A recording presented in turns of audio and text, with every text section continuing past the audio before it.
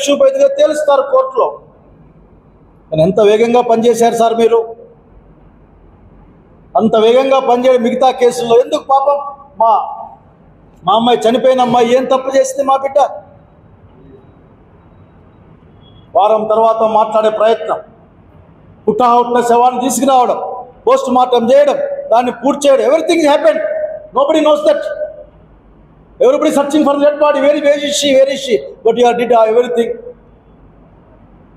ఆలోచించుకోవాలి. దేనికోసం, ఎవరి కోసం పనిచేస్తున్నాము కూడా మీరు ఆలోచించుకొని కోరుతా ఉన్నా. భారత రాజ్యాంగాన్ని గౌరవించండి. మీరు చేసిన ప్రమాణాలను గుర్తు తెచ్చుకోండి. నిష్పక్షపాత వ్యవహరించాలి. ఎవరి మెప్పుదల కోసం చేస్తూ ఉంటే చాలా ఇబ్బంది వస్తున్న సంగతి సమాజానికి గుర్తు చేస్తూ ఉన్నా. అట్లాగే ఎంతమంది అసలుకి ఆ సాక్షి డిబేట్లో మాట్లాడిన పని ఎంత అన్యాయంగా మాట్లాడుతున్నారు, మీకేం కనపడడం లేదా? ఆమె రేణుకా చౌదరి మాట్లాడుతుంది, అసలుకి విజయమ్మ గారు పుట్టినప్పుడే అతన్ని చంపేయాలట.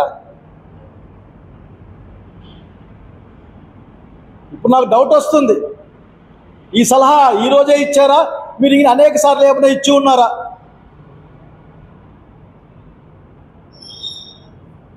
అట్లాగే చెప్పకూడదు కానీ నేను రాజశేఖర రెడ్డి గారి ఆడసంత ఆయన కూడా చెప్పాలనుకుంటా ఉన్నాను. వాళ్ళకు కూడా ఏం మాట్లాడుతూ ఉన్నారో అర్థం చేసుకొని మాట్లాడండి. ఈ రోజున మా జిల్లాలో జరిగిన బాధల గురించి మాట్లాడండి. ఎందుకు నాకు ఇంకా మిమ్మల్ని ఏం అనుభూతి కావడంలే, రాజశేఖర రెడ్డి గారి సంతానం కాబట్టి.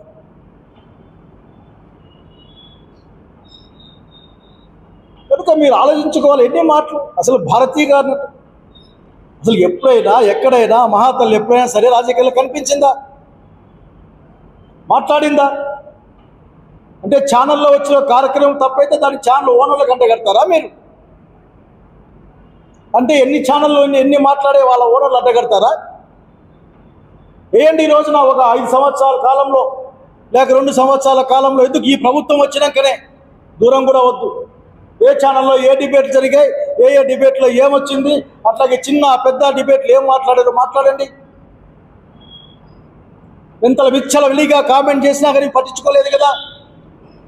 అంతెందుకు సినిమాల్లో బాధితాయుతమైన ప్రజాప్రతినిధులు కూడా మీ వాళ్ళు దిబిడి అని మాట్లాడితే ఎవరన్నా మాట్లాడారా మీరు? సినిమాలోనూ అదే, సినిమా అయిపోయినాక ఫంక్షన్లోనూ అదే. చూడ్డానికి ఎఫెక్ట్గా జుబుక్సకరంగా లేదా మరి ఎందుకు యాక్షన్ తీసుకోరు మీరు?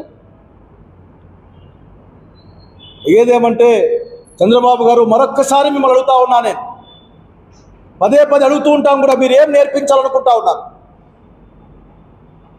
ఎక్కడికి రాష్ట్రాన్ని తీసుకెళ్తారు మీరు? ఏ విలువలు నేర్పిస్తారు? ఇదేనా మీరు నేర్పించబోయే విలువలు మాకు?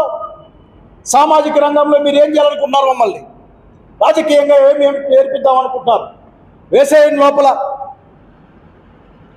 లోపల అనే మాటేనా? లేకపోతే భవిష్యత్తు ఎలా ఉండాలని నేర్పించబోతా ఉన్నారా? అదేదో అంటుండ్రు ఆఖరి మిమ్మల్ని చూస్తా అంటే, మీ కింద పనిచేసి అన్ని డిపార్ట్మెంట్ చూస్తా అంటే నాకు ఏమనిపిస్తుంది అంటే, ఈ మధ్య ఏదో కృష్ణ కొడుకు సినిమా చూశాను, దాంట్లో డైలాగ్ ఉంది, అట్లా జరుగుతాయి మీకు జరుగుతూ ఉంది, అట్లా సరిపోయిన ఆ యాంగిల్లో అట్లా ఉంది, మీకు జరిపిస్తూ ఉన్నారు, జరుగుతూ ఉంది, ఎంతో కాలం ఉండదు. కాలచక్రం చాలా ఫాస్ట్గా తిరుగుతుంది. మీరు నేర్పించే విద్య మేము నేర్చుకుంటాం. ఇలా మాలాంటి వాళ్ళు రెసిస్ట్ చేసినా నేర్చుకోకుండా కొత్త పిల్లలు చాలా ఈజీగా నేర్చుకుంటుంది. కొత్త విలువలు నేర్పిస్తూ ఉన్నారు. సత్య దూరమైన మాటలు, ప్రజలకు ఇచ్చిన మాట నిలబెట్టుకోలేకపోవడం, పైగా అభాండాలు వేయడం, బెదిరించడం, ఇంకా ఎక్కువ మాట్లాడితే డబ్బులు ఎట్లా వస్తాయో నా చెవులో చెప్పండి, నేను డబ్బులు ఇస్తా అని చెప్పి మీ యొక్క మాట కూడా చూసాం. అతను ఇంకొక ఆయన మాట్లాడుతూ బహుశా మీ యొక్క భవిష్యత్తులో మీ పార్టీని ప్రభుత్వం నడిపోయే ఆయన, నా దగ్గర ఎర్ర బుక్ ఉంది, అదేనా మీరు నేర్పించింది?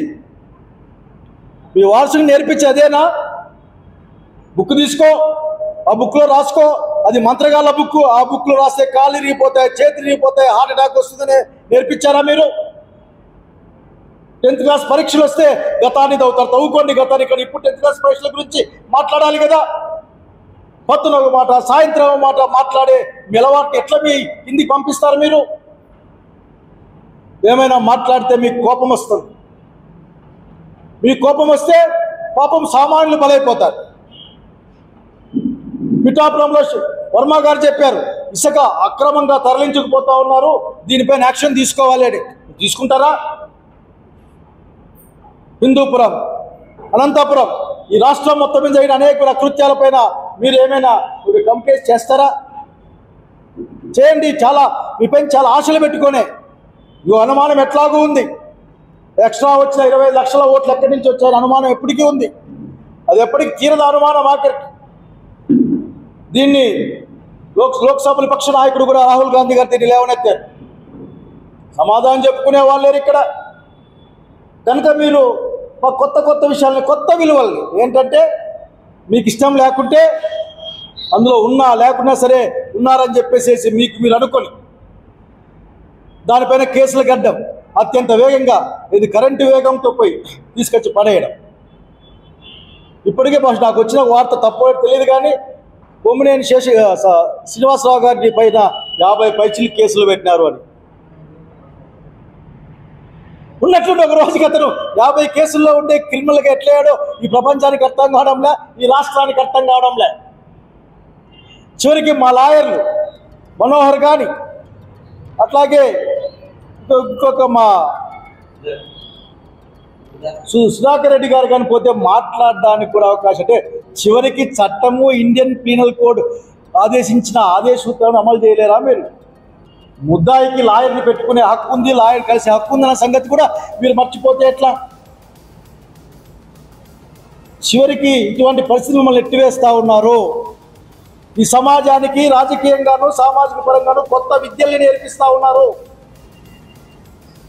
కాలం చాలా వేగంగా తిరుగుతూ ముందుకెళ్ళి ఇప్పటికే అయిపోయింది, దాదాపు 1 సంవత్సరం దాటిపోయింది. ఏదైనా గతంలో మంచి ఉంటే తీసుకొని ఆ మంచి తీసుకొని ముందుకెళ్ళాలి. అట్లా కాకుండా ఇప్పుడిప్పుడే వచ్చిన కొత్త నూతన తరం పైన కూడా మీ యొక్క విషపు ఆలోచనలు, విషపు బీజాలని నాటుతా ఉన్నారు. ఈ ప్రతీకార రాజకీయాలని అని మీరు బుద్ధి పేరు పెట్టుకోకపోయినా ప్రతీకార రాజకీయాలే జరుగుతూ ఉన్నాయి ఈ రాష్ట్రంలో. మీకు కోపం వస్తుంది, ఎవరన్నా మంచి చెప్తే బాధేస్తుంది. చివరికి మీరు అటు డబ్బులు లేవు మా దగ్గరని ఆ ఎస్టీ పిల్లల ఎంసెట్ కోచింగ్ సర్వీస్ సెంటర్ను కూడా కృష్ణా జిల్లాలో తీసేసినట్లు వార్తలు చూశాను నేను. అయ్యా ఆడ తెలక్ అడుగుతాను నేను, మీ అమరావతి గురించి మీకు చాలా ప్రేమ ఉంది, చాలా డ్రీమ్స్ ఉన్నాయి మీకు. మీ డ్రీమ్స్ మమ్మల్ని బలిపెడితే ఎట్లా? అమరావతి గురించి మాట్లాడకూడదు. అవునంత అమరావతి గురించి అసలుకి గాలి కూడా రాకూడదు. ఏంటి అనుకుంటారు మీరు? రాజధాని అంటే హక్కున్న వాళ్ళం, రాయలసీమ వాళ్ళం. మాతో మాట్లాడకుండా, మా కన్సెంట్ లేకుండా, ఏది లేకుండా అక్కడికి తీసుకెళ్ళి అక్కడ కట్టడమే కాకుండా మా ప్రాంతాల్లో ఉన్న సకల వనరులను కూడా చివరికి మా జీవధాతువులను కూడా తీసుకెళ్లి అమరావతిలో పెడతా ఉన్నారే. 1,00,000 కోట్ల బిల్డింగులు కడతామని చెప్తా ఉన్నారే. 1,00,000 కోట్ల బిల్డింగుల్లో ఉండడానికి ఏముంది మా దగ్గర? ఇక్కడ అడుగుతా ఉన్నాం, మాకేం లేదు దాంట్లో భాగం. శ్రీబాగ్ గొడవపడి ప్రకారం మాది రాజధాని మధ్యలో ఉంటుంది కదా అని అట్లా ఇట్లా అమరావతి గురించి ఎవరు మాట్లాడరాదా?